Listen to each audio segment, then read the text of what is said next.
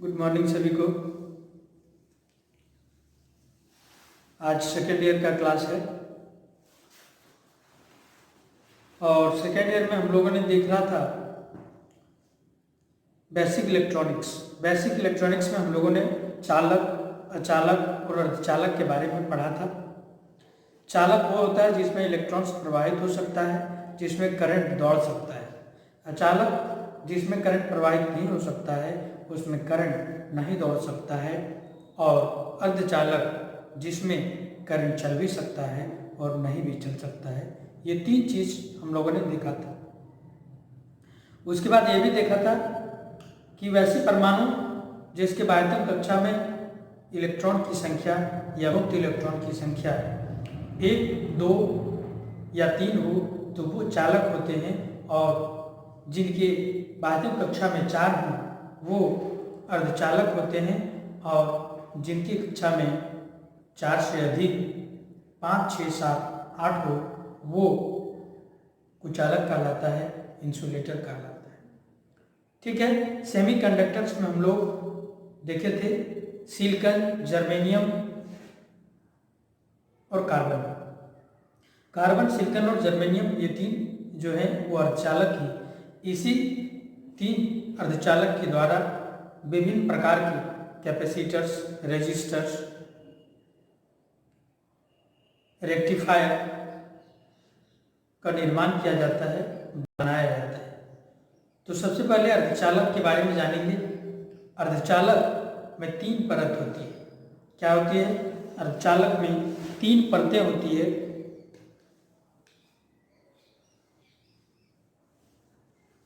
तीन परतें होती है।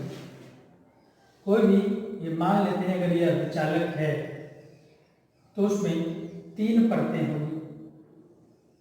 ठीक है। सबसे ऊपरी परत को हम लोग चालन बैंड बोलेंगे। सबसे ऊपरी परत को क्या बोलेंगे? चालन बैंड।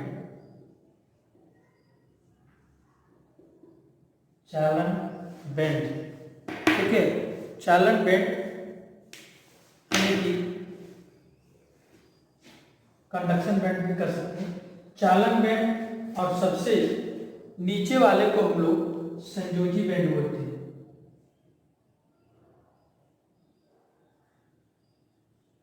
संयोजी बैंड। ठीक है। क्या है? संयोजी बैंड। ठीक है। और बीच वाले को जो हम लोग बोलते हैं वो बोलते हैं ऊर्जा बैंड। ऊर्जा बैंड। ठीक है। क्या है ये? ये है अर्धचालक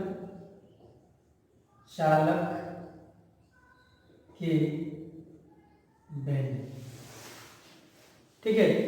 ये आपके एग्जाम्स में, कई एग्जाम्स में पूछे जा चुके हैं कि अर्धचालक में निम्नलिखित से कौन सा बैंड नहीं है।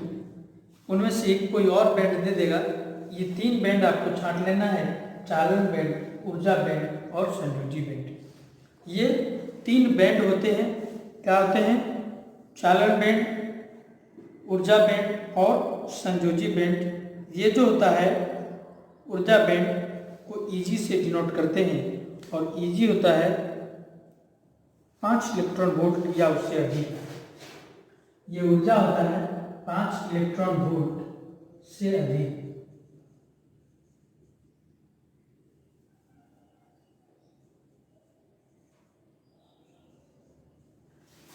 ठीक है। 5 इलेक्ट्रॉन वोल्ट से अधिक होता है। क्या होता है? अर्धचालक में बैंड में जो ऊर्जा बैंड होती है वो 5 इलेक्ट्रॉन वोल्ट से अधिक होती है। इलेक्ट्रॉन्स कब प्रवाहित होगा? इलेक्ट्रॉन्स इसमें तभी प्रवाहित होगा जब 5 इलेक्ट्रॉन वोल्ट से अधिक वोल्टेज को हम लोग देंगे। तो क्या होगा? ये ऊर्जा बैंड टूट जाएगा और चालन बैंड और संयोजी बैंड जुड़ जाएगा। ठीक है। जिसके कारण उसमें इलेक्ट्रॉन प्रवाह होने लगेगा। यानी कि 5 इलेक्ट्रॉन वोल्ट से अधिक अगर हम लोग वोल्टेज को प्रवाहित करेंगे तो ये ऊर्जा बैंड टूट जाएगा और चालन बैंड और संयोजी बैंड मिल जाएगा, जिससे इलेक्ट्रॉन प्रवाहित होने लगेगा। तो क्या इसी प्रकार का बैंड जो है चालक में भी होता है अर्धचालक में होता है? बिल्कुल होता है, ये चालक में भी होता है, लेकिन ये जो ऊर्जा बैंड है बहुत कम होता है, बहुत छोटा होता है, वो 0 कुछ वोल्ट होता है। ठीक है, और इंसुलेटर में यही ऊर्जा बैंड बहुत अधिक हो जाता है। ठीक है, इन्फिनिटी हो जाता है। ठीक है,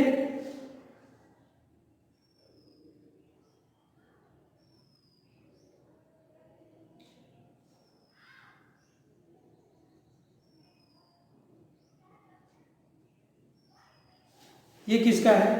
ये अचालकों की ऊर्जा बैंड है। चलो, ये अचालक का है।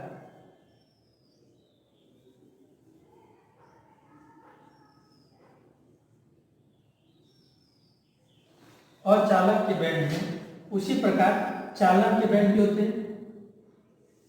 चालक,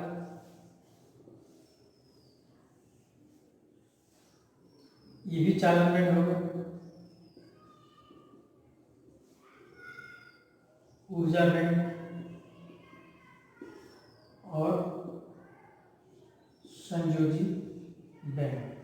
ठीक है, ये क्या होता है? 5 इलेक्ट्रॉन वोल्ट से कम होता है। ये 5 इलेक्ट्रॉन वोल्ट से अधिक होता है, अचालक हो गया। 5 इलेक्ट्रॉन वोल्ट से, ठीक है, कम होगा, 5 इलेक्ट्रॉन वोल्ट से कम, तो ये चालक का हो जाएगा। और अर्धचालक का क्या होगा? दोनों बराबर होता है। ये अर्धचालक का बना रहे हैं, चालन बैंड, ऊर्जा बैंड और संयोजी बैंड। ये होता है दोनों, ये बराबर होता है। ठीक है, इसमें 1 इलेक्ट्रॉन वोल्ट के बराबर होता है। इसमें आप 5 इलेक्ट्रॉन वोल्ट से उसी प्रकार देखते हैं। ये जो होता है क्या होता है? इसमें बहुत ही कम होता है।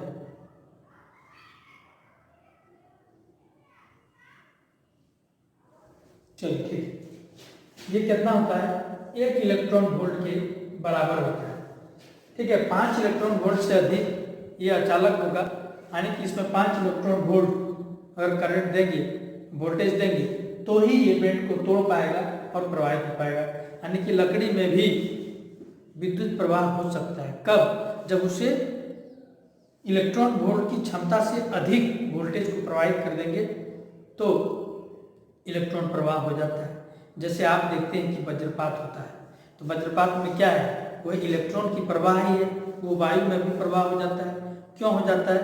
क्योंकि बहुत ज़्यादा वोल्टेज होने के कारण वायु को भी वो कंडक्टर के रूप में कार्य करवा देता है, बन जाता है। ठीक है, इसीलिए हम लोग देखते हैं जो 1,33,000 है वो बहुत ऊपर में दिए जाते हैं। क्यों दिए जाते हैं? क्योंकि वो इतनी ज़्यादा वोल्टेज है कि वायु को भी वो कंडक्टर बना सकती है और करंट प्रवाह हो सकता है। तो इलेक्ट्रॉन वोल्ट जितना कम होगा ऊर्जा बैंड का, उतना ही ज़्यादा वो चालक की तरफ जाएगा। 1 इलेक्ट्रॉन वोल्ट से ये कम होगा। ठीक है, ये 5 इलेक्ट्रॉन वोल्ट से अधिक, ये 1 इलेक्ट्रॉन वोल्ट के बराबर, और इसमें तो एकदम बहुत ही कम। तो आप समझे, चालक, अचालक और अर्धचालक, ये जो अंतर हम लोग बताया ये था चालक बैंड के आधार पर। ठीक है, चालक बैंड और संयोजी बैंड के आधार पर।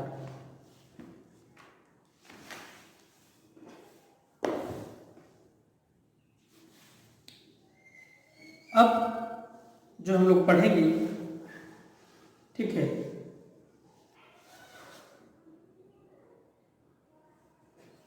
अर्धचालक के प्रकार। अर्धचालक कितने प्रकार के होते हैं?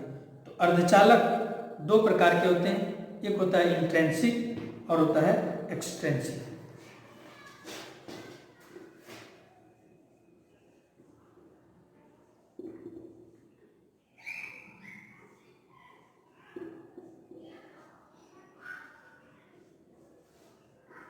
क्या होता है? एक होता है इंट्रिंसिक, है ना,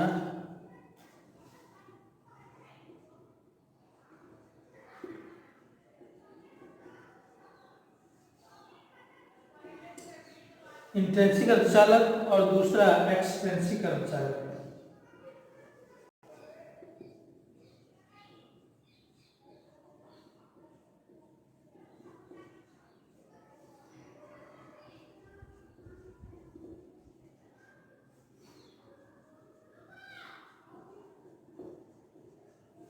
ये दो प्रकार का अर्धचालक होता है, एक इंट्रिंसिक और एक होता है एक्सट्रिंसिक। और एक्सट्रिंसिक में भी क्या होता है, दो प्रकार का होता है, एक होता है पी टाइप और एक होता है एन टाइप। ठीक है। इंट्रिंसिक और एक्सट्रिंसिक क्या होता है, एक होता है पंच संयोजी और एक क्या होता है त्रिसंयोजी।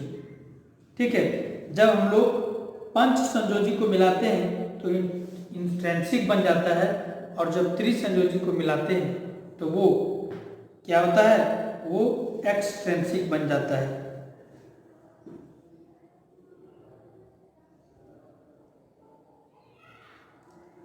अब ये मिलाने की प्रक्रिया और शुद्धि कुछ मिलाते हैं, ये अगली क्लास में आपसे डिस्कस करेंगे